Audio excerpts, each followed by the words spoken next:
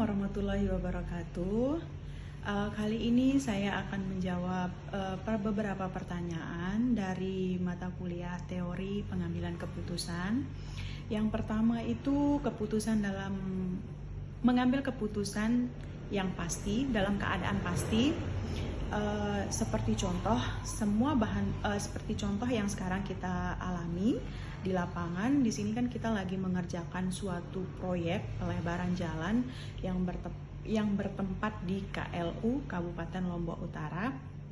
Dan di sini keputusan yang pasti yang kita ambil itu seperti contohnya sebuah bahan-bahan dan alat-alat untuk pelebaran jalan tersebut sudah siap untuk digunakan atau dimobilisasi ke dalam ke lokasi proyek atau ke lokasi setempat tempat kita mengadakan pelebaran jalan tersebut.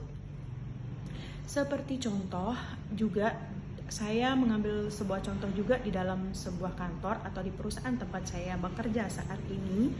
Keputusan yang pasti itu adalah keputusan yang sudah ditetapkan atau yang sudah dipatok atau yang sudah dipakumkan oleh sebuah perusahaan, seperti datang tepat waktu jam 8.00 dan pulang di saat jam 17.00. Bisa diberikan contoh seperti itu. Dan keputusan yang tidak pasti itu biasanya sering terjadi secara dadakan. Misalnya, jadwal pelebaran jalan sudah ditetapkan, namun sebagian bahan atau alat-alat yang masih dalam keadaan di jalan atau mobilisasi, karena tidak semua alat itu bisa kita datangkan langsung dari lokal. Kita bisa aja mendatangkan bahan-bahan atau alat itu dari jarak jauh, misalnya dari Lombok Timur ke Lombok Utara, dari Mataram ke Lombok Utara. Dan pastinya ada kendala-kendala seperti di jalan, atau ada kecelakaan, atau ada masalah-masalah lainnya yang bisa saja bisa terjadi dalam keadaan seperti itu. Dan di situ biasanya terjadi keputusan yang mendadak kita ambil, seperti harus mengambil jalan pintas ataupun jalur-jalur pasti lainnya yang bisa kita berikan kepada solusi-solusi yang kita kasih kepada orang-orang yang mau memobilisasi alat-alat tersebut atau bahan-bahan tersebut. Kemudian, keputusan dalam keadaan beresiko. Misalnya seperti ini. Keputusan dalam keadaan beresiko memiliki resiko karena pasti ada dampak sederhana, seperti dampaknya kepada masyarakat atau ke lingkungan.